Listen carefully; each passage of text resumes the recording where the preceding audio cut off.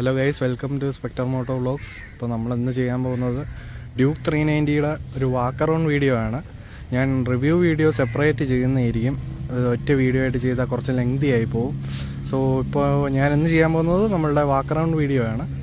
So Duke 390 ഇപ്പോൾ ഈ generation 2 കളേഴ്സിലാണ് available ആയിട്ടുള്ളത്. ഒരു Atlantic blue and electronic orange. നമ്മുടെ അടുത്ത് നിന്നുള്ളത് അറ്റ്ലാന്റിക് ബ്ലൂ ആണ്. നമ്മളുടെ പ്രീവിയസ് ജനറേഷൻസൊക്കെ വെച്ച് നോക്കുമ്പോഴത്തേക്കും ഇതിൽ ഒരുപാട് മാറ്റങ്ങൾ വന്നിട്ടുണ്ട്. ഇപ്പോൾ നമ്മുടെ ഹെഡ്ലൈറ്റ് ആയാലും എഞ്ചിനായാലും വണ്ടി കംപ്ലീറ്റ് ആയിട്ട് മാറിയിട്ടുണ്ട്. എനിക്ക് തോന്നുന്നു ഇതിൻ്റെ ഇൻഡിക്കേറ്റർ ഒഴിച്ച് ബാക്കി വണ്ടിയുടെ എല്ലാ പാർട്സും പുതിയതാണ്. ഇപ്പോൾ നമുക്ക് ഫ്രണ്ട് സെക്ഷനിൽ തന്നെ നോക്കിക്കഴിഞ്ഞാൽ ഒരു LED ഹെഡ് ലാമ്പും പിന്നെ DRLസും വരുന്നുണ്ട്. ലൈറ്റിൻ്റെ വിസിബിലിറ്റിയെക്കുറിച്ചൊക്കെ ഞാൻ റിവ്യൂ വീഡിയോയിൽ പറയുന്നതായിരിക്കും. സോ അതിനായിട്ട് ചാനൽ സബ്സ്ക്രൈബ് ചെയ്താൽ മതി.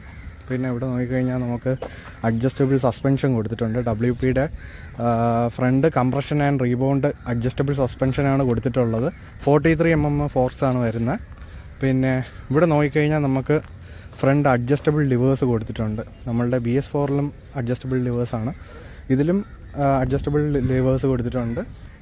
പിന്നെ നമ്മളുടെ ഫെയറിംഗ് ഒക്കെ നോക്കുകയാണെങ്കിൽ നമ്മളുടെ ഡ്യൂക്ക് 250 വെച്ച് കമ്പയർ ചെയ്യുമ്പോഴത്തേക്കും കുറച്ചും കൂടെ നീണ്ട് ഇരിക്കുന്നൊരു ഫെയറിംഗ് ആണ് കേട്ടോ. പിന്നെ ഇവിടെ നോക്കിക്കഴിഞ്ഞാൽ നമുക്ക് മിറേഴ്സ് കാണാൻ പറ്റും. മിറേഴ്സ് നമ്മളുടെ ഡൊമിനാറിലൊക്കെ കണ്ടുവന്ന ആ സെയിം ടൈപ്പ് ഓഫ് മിറേഴ്സാണ് വരുന്നത്. പിന്നെ ഹാൻഡിൽ ബാർ അത്യാവശ്യം നല്ല വൈഡായിട്ടുള്ളൊരു ഹാൻഡിൽ ബാറാണ്. ഇവിടെ നോക്കിക്കഴിഞ്ഞാൽ നിങ്ങൾക്ക് TFT ഡിസ്പ്ലേ കാണാൻ പറ്റും. സോ പിന്നെ ടാങ്ക് വരുന്നത് 15 ലിറ്റേഴ്സ് ടാങ്കാണ് വരുന്നത്. നമ്മളുടെ പ്രീവിയസ് ജനറേഷനിലൊക്കെ 13 ലിറ്റർ ആയിരുന്നു. ഫ്രണ്ട് ആൻഡ് ബാക്ക് 17 ഇഞ്ച് അലോയ്സാണ് വരുന്നത്. ടയേഴ്സ് സ്റ്റോക്കായിട്ട് വരുന്നത് മെക്സിലേഴ്സാണ് കേട്ടോ. ഇപ്പോൾ ഫ്രണ്ടിൽ 110/70 R17 ടയേഴ്സും ബാക്കിൽ വരുന്നത് നമുക്ക് 150/60 R17ഉമാണ്. അത്യാവശ്യം കോർണറിങ്ങിനൊക്കെ നല്ല പെർഫോമൻസ് ഉള്ള ഒരു ടയറാണ്. നിങ്ങൾക്ക് ടയറിൻ്റെ ലൈഫ് ഈ ഒരു ടയറൊന്നും പ്രതീക്ഷിക്കരുത്. ലൈഫ് വളരെ കുറവാണ്. ഒരു 5000 കിലോമീറ്റേഴ്സൊക്കെയാണ് ഇതിൻ്റെ ഓണേഴ്സ് പറയുന്നത് ഇപ്പോൾ ലൈഫ് കിട്ടുന്നതായിട്ട്. ഈ അലോയ്സൊക്കെ നമ്മളുടെ പ്രീവിയസ് ജനറേഷൻ RCയിലും ഡ്യൂക്ക് 250-ലൊക്കെ വന്ന സെയിം അലോയ്സാണ്. പിന്നെ ബ്രേക്ക് റോട്ടേഴ്സ് നോക്കിക്കഴിഞ്ഞാൽ 320 mm front 320 mm back 240 mm വരുന്നത്. പിന്നെ നമ്മളുടെ ബൈബ്രയുടെ കാലിപ്പേഴ്സാണ്. അടിപൊളി ബ്രേക്സാണ്. ഈ സെഗ്മെൻറ്റിൽ തന്നെ എനിക്ക് ബെസ്റ്റായിട്ട് തോന്നിയിട്ടുള്ളത് നമ്മളുടെ KTMൻ്റെ 390 സെഗ്മെൻറ്റിൽ വരുന്ന ബ്രേക്സാണ് എനിക്ക് കിടുവായിട്ട് തോന്നിയിട്ടുള്ളത്. പിന്നെ നമുക്കിവിടെ നോക്കിക്കഴിഞ്ഞാൽ നമ്മളുടെ ട്രെല്ലിസ് ഫ്രെയിം, നമ്മളുടെ നേരത്തെ വന്നിട്ടുള്ള എല്ലാ ഡ്യൂക്സിലും വന്നതുപോലെ തന്നെ ട്രെല്ലിസ് ഫ്രെയിം കാണാൻ പറ്റും. പിന്നെ ഒരു അലൂമിനിയം സബ് ഫ്രെയിമും വരുന്നുണ്ട്.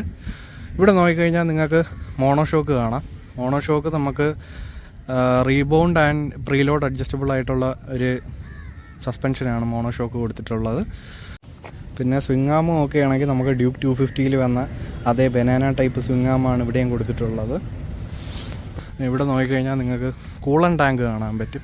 ഇതാണ് നമ്മളുടെ LC4C എൻജിൻ. അപ്പോൾ ഇത് നമ്മളുടെ പുതിയ എൻജിനാണ്. 398cc liquid cool DOHC single cylinder എൻജിനാണ്. സോ നമ്മളുടെ നേരത്തെ എൻജിനെന്ന് പറയുമ്പോഴത്തേക്കും 373cc എൻജിനായിരുന്നു. അത് നമ്മളുടെ എൻജിൻ പ്രൊഡ്യൂസ് ചെയ്യുന്നത് 45 bhp ആണ്. നമ്മളുടെ നേരത്തെ മോഡൽസൊക്കെ പ്രൊഡ്യൂസ് ചെയ്തുകൊണ്ടിരുന്ന 43 bhp ആയിരുന്നു. പിന്നെ ഇവിടെ നോക്കിക്കഴിഞ്ഞാൽ ഒരു അണ്ടർബെല്ലി എക്സോസ്റ്റ് കാണാൻ പറ്റും.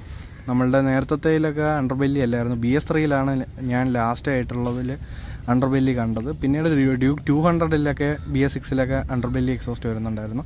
ഇപ്പോൾ ഇതിൽ അണ്ടർബെല്ലി എക്സോസ്റ്റ് വരുന്നുണ്ട്. പിന്നെ റേഡിയേറ്റർ നോക്കിക്കഴിഞ്ഞാൽ നമ്മളുടെ ഡ്യൂക്ക് 250-ലും RC 390 പുതിയ ജനറേഷൻ RC 390-ലൊക്കെ വന്നതുപോലെ തന്നെ കർവ്ഡ് റേഡിയേറ്ററാണ്. 2 റേഡിയേറ്റർ ഫാൻ വരുന്നുണ്ട്. എനിക്ക് വലിയ രീതിക്ക് ഹീറ്റിംഗ് ഒന്നും ഇതൊന്ന് വലുതായിട്ട് തോന്നിയിട്ടില്ല ഞാൻ ഓടിച്ചിട്ട്. പിന്നെ ഞാൻ ബൂട്ടും നമ്മളുടെ ജീൻസൊക്കെ ഇട്ടിട്ടാണ് ഓടിച്ചത്. നിങ്ങൾ ഷോർട്സൊക്കെ ഇട്ടിട്ട് ഓടിച്ചു കഴിഞ്ഞാൽ അത്യാവശ്യം ഹീറ്റ് എൻജിൻ്റെ സൈഡിൽ നിന്ന് വരും. പിന്നെ മെയിനായിട്ട് ഈ ഒരു സൈഡിൽ നിന്നാണ് ഹീറ്റ് കാലിൽ അടിക്കുന്നതായിട്ട് എനിക്ക് ഫീൽ ചെയ്തത്. പിന്നെ സീറ്റെന്ന് പറയുമ്പോഴത്തേക്കും അത്യാവശ്യം നമ്മളുടെ നേരത്തെ ജനറേഷനൊക്കെ വെച്ച് നോക്കുമ്പോൾ കുറച്ചും കൂടെ ഒന്ന് കംഫർട്ടബിൾ ആയിട്ടുള്ളൊരു സീറ്റാണ്. പില്ലിയൻ സീറ്റായാലും നമ്മളുടെ റൈഡർ സീറ്റ് ആയാലും പില്ലിയൻ കുറച്ചും കൂടെ കംഫർട്ടബിൾ ആയിട്ടുണ്ട്. എന്നാലും നമുക്ക് വീട്ടുകാരെയൊക്കെ കൊണ്ടുപോകുന്ന രീതിക്ക് കംഫർട്ടബിൾ അല്ല. നമുക്ക് അത്യാവശ്യം ഫ്രണ്ട്സും ഫാമിലി മെമ്പേഴ്സിനെയൊക്കെ അത്യാവശ്യം കൊണ്ടുപോകാൻ, ലോങ് ഒന്നും കൊണ്ടുപോകാൻ പറ്റാത്ത രീതിക്കാണ് ഒരു സീറ്റ് ഇരിക്കുന്ന. പിന്നെ 805mm ആണ് സീറ്റ് ഹൈറ്റ് വരുന്നത്. ഒരു നമ്മളുടെ ലാസ്റ്റ് ഇറങ്ങിയ ഡ്യൂക്കിലൊക്കെ ആണെങ്കിൽ 820mm ആണ്. ഇതിലൊരു പവർ പാർട്ടിൻ്റെ ഒരു റേസർ കിട്ടും. അത് വാങ്ങി വെച്ച് കഴിഞ്ഞാൽ ഒരു 15mm കൂടെ നിങ്ങൾക്ക് കൂട്ടി 820mm ആക്കാൻ പറ്റും. എനിക്ക് ഈ ഒരു സീറ്റ് ഹൈറ്റ് ഭയങ്കര കുറവായിട്ടാണ് തോന്നിയത്. പിന്നെ ഷോർട്ടായിട്ടുള്ള റൈഡേഴ്സിനൊക്കെ ഇത് കുറേ യൂസ്ഫുള്ളായിരിക്കും. നിങ്ങൾ അത്യാവശ്യം ടോളായിട്ടുള്ള ഒരു റൈഡർ ആണെങ്കിൽ മറ്റേ ആ റേസർ വാങ്ങി വെച്ചാൽ മതി, ഷോറൂമിലൊക്കെ കിട്ടും. ഇവിടെ എയർ ബോക്സ് വലുതാക്കാനായിട്ട് ഒരു ഓഫ്സെറ്റ് മോണോഷോക്കാണ് കൊടുത്തത്. സോ അതുകൊണ്ട് തന്നെ നമ്മളുടെ എയർ ഫിൽറ്ററിൻ്റെ ബോക്സ് കുറച്ചും കൂടെ വലുതായതുകൊണ്ട് തന്നെ കുറച്ചും കൂടെ എയർ ഇൻടേക്ക് കൂടുതൽ കിട്ടും. സോ വണ്ടി കുറച്ചും കൂടെ ടോർക്കി ആയിട്ടുണ്ട്, ഞാൻ നേരത്തെ പറഞ്ഞായിരുന്നു. സോ വണ്ടി ഇപ്പോൾ 2800 കിലോമീറ്റർ കവർ ചെയ്തിട്ടുണ്ട്. സർവീസ് കോസ്റ്റ് എന്നൊക്കെ പറയുമ്പോഴത്തേക്കും നമുക്കിപ്പോൾ ഒരു 3500 to 4500 വരെയൊക്കെ എക്സ്പെക്റ്റ് ചെയ്യാം. അത്രയൊന്നും വരത്തില്ല, ഒരു 3500 ആണ് ഒരു ആവറേജ് എമൗണ്ട്, നോർമൽ ഒരു എമൗണ്ട് വരുന്നത്. പിന്നെ ബാക്കി വേറെ എന്തെങ്കിലും കാര്യങ്ങൾ ചേഞ്ച് ചെയ്യാനുണ്ടെങ്കിൽ അതിൽ കൂടുതൽ പോവും. പിന്നെ നമുക്ക് ഹാൻഡിൽ ബാർസിലോട്ട് കൺട്രോൾസിലോട്ട് വരികയാണെങ്കിൽ നമുക്കിവിടെ നോക്കിക്കഴിഞ്ഞാൽ പാസ് ലൈറ്റ് കാണാൻ പറ്റും. പിന്നെ ഇവിടെ ഹസാർഡ് ലാമ്പിൻ്റെ സ്വിച്ച് ഉണ്ട്. പിന്നെ ഇത് നമ്മളുടെ TFTയുടെ നാവിഗേഷൻ കൺട്രോൾസാണ്. ഇവിടെ നോക്കിക്കഴിഞ്ഞാൽ നമുക്ക് ഇൻഡിക്കേറ്ററിൻ്റെ സ്വിച്ച് കൊടുത്തിട്ടുണ്ട്, ഹോണുണ്ട്. ഇപ്പുറത്തെ റൈറ്റ് സൈഡിൽ വന്നു കഴിഞ്ഞാൽ ഒരു എൻജിൻ കിൽ സ്വിച്ചും വരും, എൻജിൻ സ്റ്റാർട്ട് ബട്ടണും വരുന്നുണ്ട്. ടൈൽ നമ്മളുടെ നേരത്തെ ഡ്യൂക്ക് 250-ൽ വന്ന ആ സെയിം ടൈൽ ലാമ്പാണ്. ഇവിടെ നോക്കിക്കഴിഞ്ഞാൽ ഒരു ഗ്രാബ് റെയിൽ വരുന്നുണ്ട്. പിന്നെ ഇവിടെ നമ്മളുടെ ടൈൽ ലാമ്പ് പ്രൊട്ടക്റ്റ് ചെയ്യാനായിട്ട് ഇവിടെ കുറച്ച് ഇങ്ങനെ കയറ്റി കൊടുത്തിട്ടുണ്ട്. അല്ലെങ്കിൽ നമ്മൾ ലഗേജൊക്കെ വെക്കുന്ന ടൈമിൽ ഇവിടെ പില്ലിയൻ്റെ ലഗേജൊക്കെ വന്നിട്ട് ഈ ടൈൽ ലാമ്പ് പൊട്ടുന്ന ഇഷ്യൂ ഒക്കെ 2017 മോഡൽ ഡ്യൂക്കിൽ വന്നിട്ടുണ്ട്. സോ അതുകൊണ്ട് തന്നെ അവർ കുറച്ചും കൂടെ ഇങ്ങനെ കയറിയിരിക്കുന്ന ഒരു ടൈപ്പ് ഗ്രാബ് റെയിലാണ് കൊടുത്തിട്ടുള്ളത്. പിന്നെ ഈ ഒരു മഡ് ഗാർഡ് സെയിം നമ്മളുടെ ഡ്യൂക്ക് 250-ൽ വന്ന സെയിം മഡ് ഗാർഡാണ്. എനിക്ക് പേഴ്സണലി വലുതായിട്ട് ഇഷ്ടപ്പെട്ടില്ല. നിങ്ങൾക്ക് ഇത് ഇളക്കി മാറ്റാൻ പറ്റും കേട്ടോ. ഇത് ഇളക്കി മാറ്റിക്കഴിഞ്ഞാൽ ചെളി പില്ലിയൻ്റെ പുറത്തോട്ട് തെറിക്കാൻ ചാൻസ് ഉണ്ട്. ലാമ്പ് വരുന്നുണ്ട്, ട്രാക്ഷൻ കൺട്രോൾ, ABSൻ്റെത്, ഗിയർ പൊസിഷൻ ഇൻഡിക്കേറ്റർ, ടാക്കോമീറ്റർ, പിന്നെ ഫ്യൂവൽ ഗേജ്.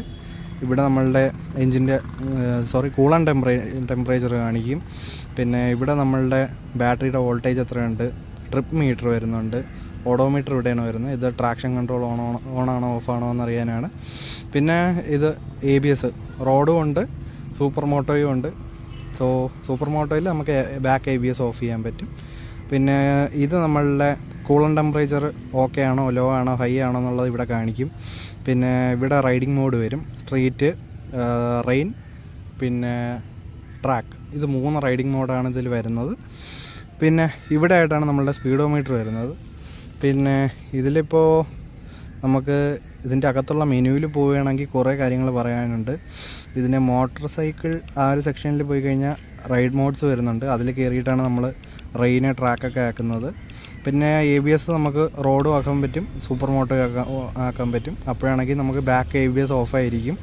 പിന്നെ ട്രാക്ഷൻ കൺട്രോൾ ഓഫ് ചെയ്ത് കഴിഞ്ഞാൽ ബാക്ക് വീല് സ്പിന്നാവും. സോ അത് അവോയ്ഡ് ചെയ്യാനാണ് ട്രാക്ഷൻ കൺട്രോൾ കൊടുത്തത്. പിന്നെ ഇതിൽ ലോഞ്ച് കൺട്രോൾ വരുന്നുണ്ട്. ലോഞ്ച് കൺട്രോളൊക്കെ ഞാൻ നമ്മളുടെ റൈഡ് റിവ്യൂവിൽ കാണിക്കുന്നതായിരിക്കും.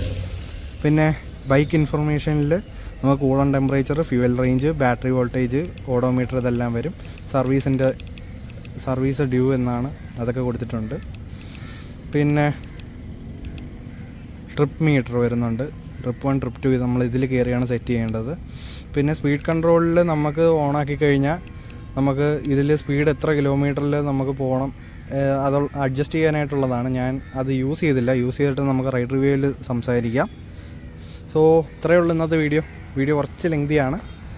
നിങ്ങൾക്ക് വീഡിയോ ഇഷ്ടപ്പെട്ടെങ്കിൽ നിങ്ങളുടെ ഫ്രണ്ട്സിനൊക്കെ ഒന്ന് ഷെയർ ചെയ്ത് കൊടുക്കുക. എന്തെങ്കിലും ഡൗട്ട് ഉണ്ടെങ്കിൽ കമൻറ്റ് സെക്ഷനിൽ ചോദിച്ചാൽ മതി. So thanks for watching.